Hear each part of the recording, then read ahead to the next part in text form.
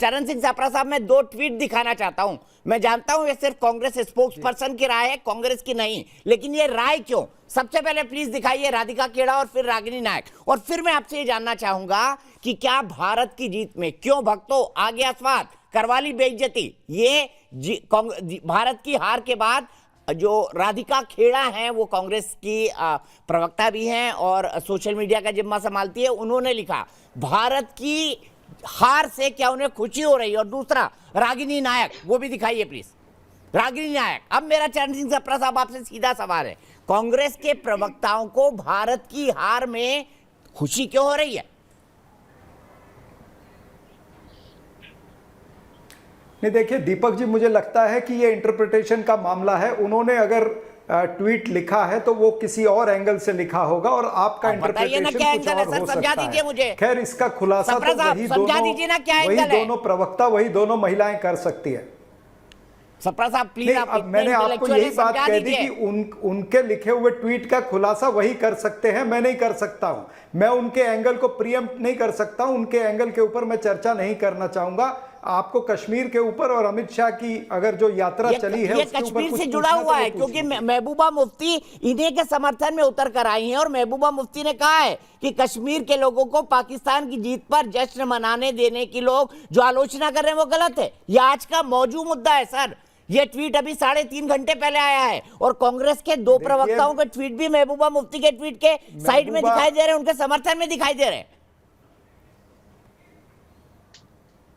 नहीं, उनके समर्थन में कोई ट्वीट नहीं है। ये मैं फिर ये बात दोहराऊंगा कि ये इंटरप्रिटेशन का मामला है। आप उसको एक तरह से इंटरप्रेट कर रहे हैं, उन्होंने किस वजह से लिखा है वो आप उनको पूछ सकते हैं। सवाल यह है कि महबूबा मुफ्ती ने जो भी लिखा है उसके साथ में कोई कांग्रेस का समर्थन नहीं है। ये तो भारतीय जनता पार्टी ने ही उत्तर देना चाहिए कि उन्होंने महबूबा मुफ्ती के साथ में जब सरकार बनाई, मैं तो वहां से शुरुआत करूंगा जब मुफ्ती मोहम्मद सईद जिस वक्त शपथ ले रहे थे, उन्होंने पाकिस्तान का और अलगावाद का धन्यवाद किया नरेंद्र मोदी की हाजिरी में, तब नरेंद्र मोदी और अमित शाह तब क्यों नहीं कुछ बोले? और आज अमित शाह बोलते हैं कि हम युवाओं को पूछेंगे, कश्मीरी घाटी के लोगों से हम बात करेंगे। ये बताएं कि 370 हटने के बाद में 2.5 साल तक क्या ये लोग पकोड़े तल रहे हैं? क्या ये लोग सोए हुए थे, कुंभकर्ण की नींद सो रहे थे?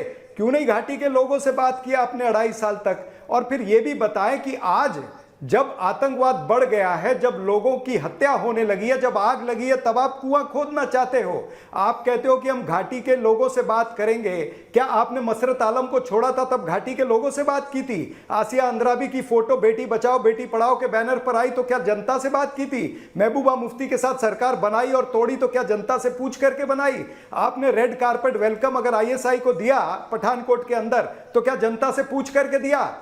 आपने एक तरफा युद्ध विराम किया, आतंकी और भारत की सेना के बीच में एक तरफा युद्ध विराम हुआ। मैंने आपके सब पॉइंट्स को माना कि ये 10,000 सरकार को कॉर्नर करने के लिए उचित है और एफआईआर आपने मेजर आदित्य कुमार पर लिया तो क्या जनता से पूछ करके लिया? मैं बहुत सम्मान के साथ कह रहा हूं कि आपने जितने पॉइंट उठाए सब वैलिड हैं, ये सब सरकार से पूछे जाने चाहिए। आप पूछ रहे हैं, सही कर रहे हैं, क्योंकि अपोजिशन का काम ही यही है।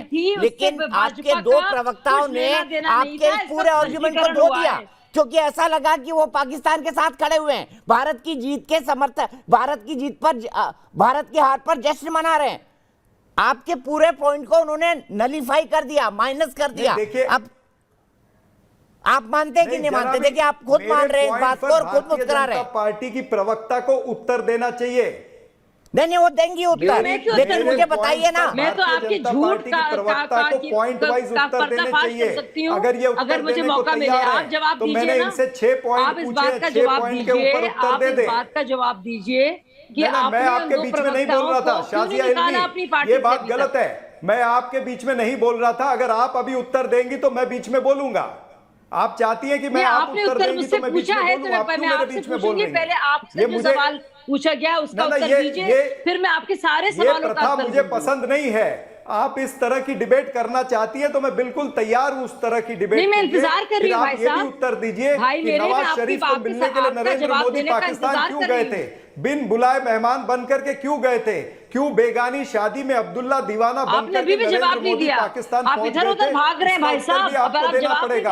आपको ये भी उत्तर देना पड़ेगा कि निरंजन हिजोई जो आसाम के अंदर भारतीय सप्रा साहब आपने सब बातें बोल ली है, आपने सब बातें बोल ली है। शाजिया अल्वी का सवाल तो सुन लीजिए, शाजिया जी का सवाल सुन लीजिए, आपने सब बातें बोल ली है। सप्रा साहब आपने बातें बोल ली है, शाजिया जी का सवाल सुन लीजिए। शाजिया जी का सवाल है, आपका बोलिए। तमाम सारी चीजों के उत्तर दीजिए। देखिए मैं उन सारी बातों का जिन्होंने जिक्र किया है, अच्छा लग रहा था, मैंने 6 के 12 पीडीपी के साथ क्यों छोड़ा, कम से कम 12 प्रश्नों का उत्तर आसियान द्राबी का मैं पूरा डिटेल में बता सकती हूँ कि वो भाजपा नहीं एक और एक फ्रंट था।